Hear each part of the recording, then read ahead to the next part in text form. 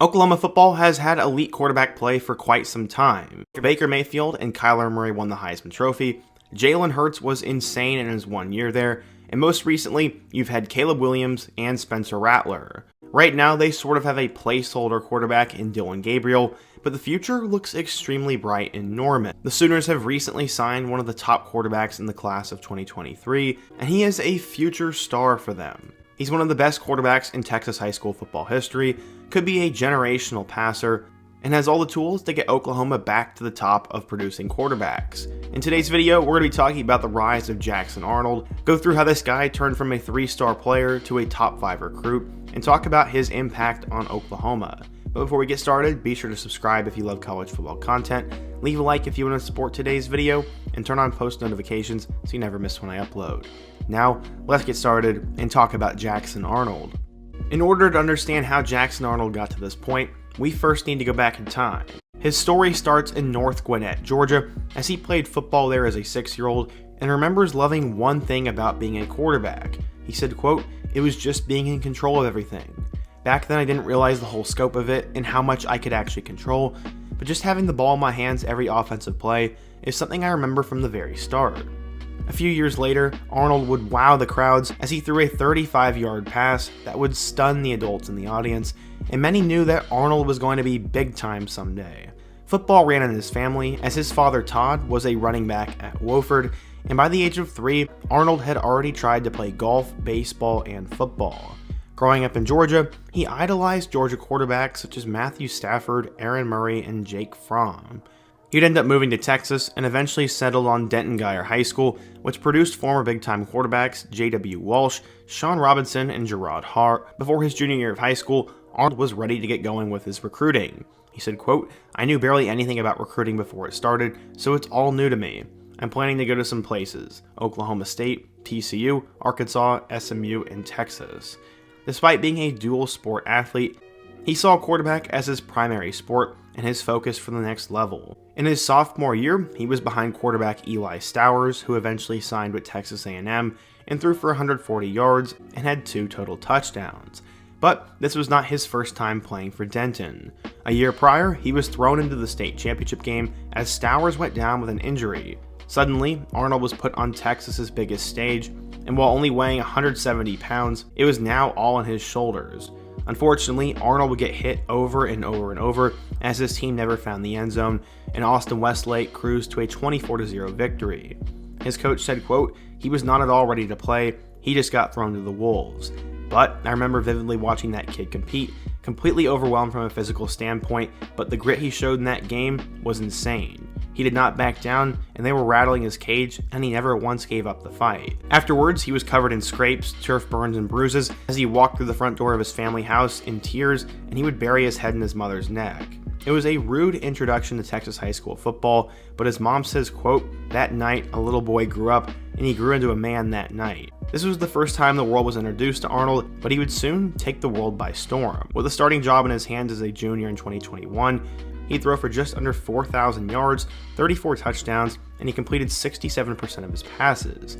He had taken off, and his high school coach said, quote, "Jackson Arnold may have been the greatest backup in the history of Texas high school football his sophomore year." After that season, offers would fly in, and the first big-time school to really start pursuing Arnold was Arkansas. Offensive coordinator Kendall Briles saw him as the future of the Razorbacks program, and from then on, Arnold only rose in the eyes of scouts. In 1 year, he went from a backup to a 3-star recruit, and then eventually a 4-star recruit. It was absolutely insane to him. He said, quote, "It's really awesome. It's pretty exciting to see all of my hard work pay off, and a childhood dream of mine has come true. I'm thankful for the experience that I have." Not only was he a football star, but he was also considered a baseball star. He did end up choosing football though, and took the recruiting world very seriously, and had a few big schools in mind. He visited Notre Dame, Oklahoma, TCU, and Ole Miss, but with the Sooners having 5-star quarterback Malachi Nelson committed, he probably wasn't going to go there. His senior year though was historical. He was named the Max Preps Player of the Year in Texas, as he threw for 4,400 yards, 57 touchdowns, completed 68.7% of his passes, and only had 3 interceptions. Those numbers alone would have been absolutely mind-boggling, but he also had nearly 1,000 yards and 24 touchdowns on the ground. Truly, Jackson Arnold was a superstar. Those are video game-like numbers, and he also won a lot of games and brought a lot of success to Denton Guyer High School. He led them to an undefeated regular season, finishing the year 14-1 after losing in the 6A semifinal. The pressure of playing 6A football in Texas was tough. As he said, it can get a little bit heavy at times with the rankings and offers and all of that stuff. I try not to let it affect me, but it can weigh me down a little bit. He ended up winning Top National Player of the Year and was the Elite 11 winner, beating out Malachi Nelson and Arch Manning. But where was he going to go? Well, he had actually made up his mind over a year ago.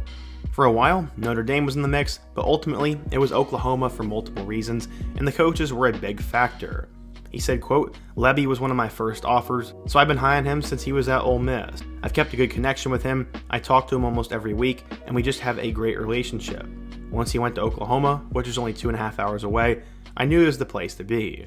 The system would also be perfect for him. Arnold said his offense is pretty much what they run in his high school, as its fast tempo, has wide splits, and RPOs. He also fell in love with Coach Venables, the quarterback tradition, the proximity to home, and his good wide receiver friend Ashton Cozart was also committed to Oklahoma, but did since flip to Oregon. It also helped that Malachi Nelson flipped to USC after Riley left for Oklahoma, so now it would be Arnold's spot in the 2023 class.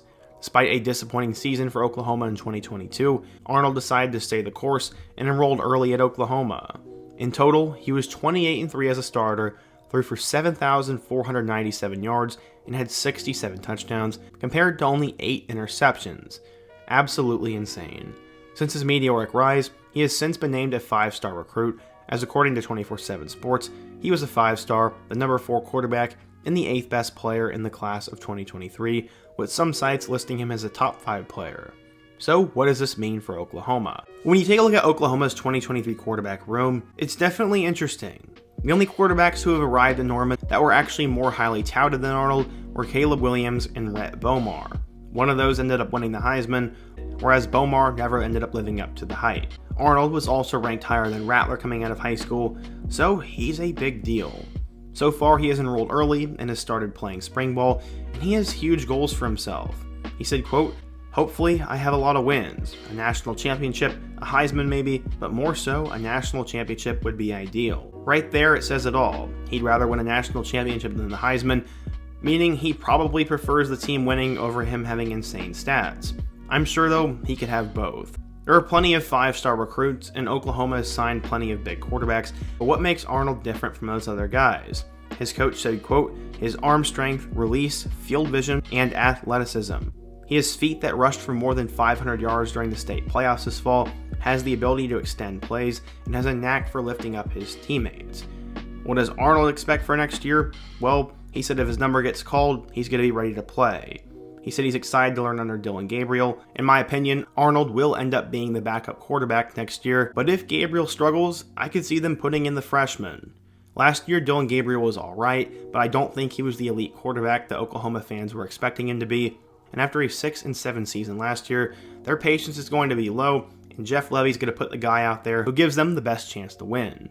Maybe Arnold doesn't play, maybe he plays in 4 games, or maybe he ends up starting. Either way, he's the next great Sooner quarterback, was a Texas high school football legend, and is a generational talent. But what do you think of this year's quarterback battle? What are your thoughts on Jackson Arnold? And what player, topic, team, or situation should I cover next? Be sure to let me know down below. Leave a like if you want to support today's video, subscribe if you're new, and check out all my other videos on the end screen. I hope to see you guys again soon, but until next time, peace.